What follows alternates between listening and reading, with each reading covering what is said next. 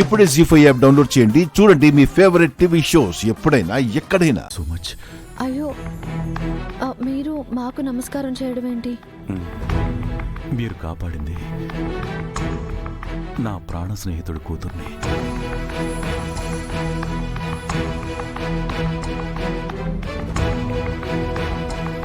వాళ్ళ అమ్మా నాన్న దూరమైన దగ్గర నుంచి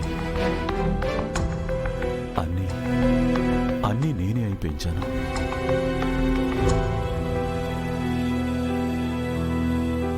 ఈరోజు తనకేదైనా జరుగుంటే నా స్నేహితుడు నా మీద పెట్టిన నమ్మకాన్ని పోగొట్టుకునేవాణ్ణి.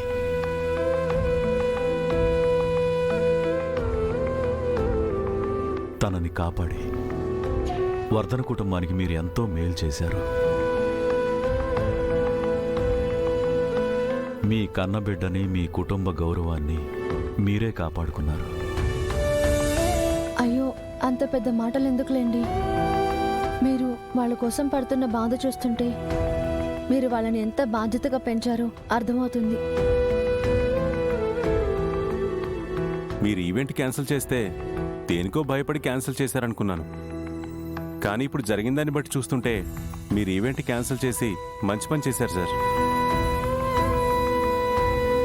అవును సార్, ఇక మీదట పిల్లల్ని మరింత జాగ్రత్తగా చూసుకోండి.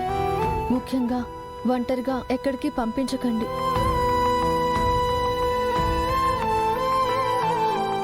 ఈవెంట్స్కి అట్లకని కాదు సార్. ఎప్పుడైనా వాళ్ళు ఎక్కడికైనా వెళ్లాల్సి వచ్చి మీకు కుదరకపోతే కనీసం నాకైనా ఫోన్ చేయండి సార్. వాళ్ళకి తోడుగా మేమైనా వెళ్తాం. వాళ్ళకి మీరు రక్షగా ఉంటారని నాకు తెలుసార్యా. మీ అభిమానం చూస్తుంటే నాకు చాలా ఆనందంగా ఉంది. పిల్లల గురించి చాలా ఆలోచించారు. Shankar, thank you so much. అది మా బాధ్యత.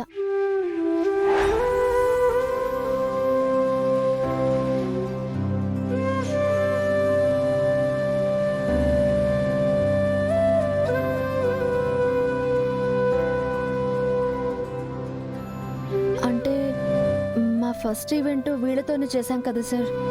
ఆ బాండింగ్తోనే మా బాధ్యత అని చెప్తున్నాము. అంతే సార్. ఎస్, ఇది మీ బాధ్యతే. ఆ రోజు ఈవెంట్లో వీళ్ళని కలవడం కుదరలేదు. ఇలా కలుస్తామని అనుకోలేదు.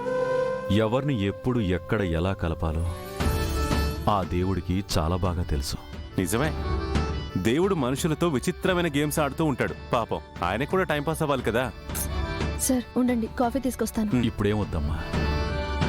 అక్కీని క్షేమంగా అది మీ దగ్గర చూడగానే నా మనసుకు ప్రశాంతంగా అనిపించింది. నేను ఇంకా అక్కీని తీసుకుని బయలుదేరతాను. అయ్యయ్యో, స్పృహ వచ్చాక తీసుకెళ్ళండి సార్. లేదు శంకర్, తన కోసం అబ్బాయి చాలా బాధపడుతున్నాడు. ఇప్పుడు అక్కీని తీసుకెళ్లేంత వరకు పచ్చి మంచినీళ్లు కూడా తాగనని మొండిపట్టు పట్టాడు. ఒక పని చేయండి, తనని కూడా ఇక్కడికి రమ్మని చెప్పండి. టైం వచ్చినప్పుడు తప్పకుండా వస్తాడమ్మా. ఇప్పుడైతే తనని తీసుకెళ్ళనివ్వండి.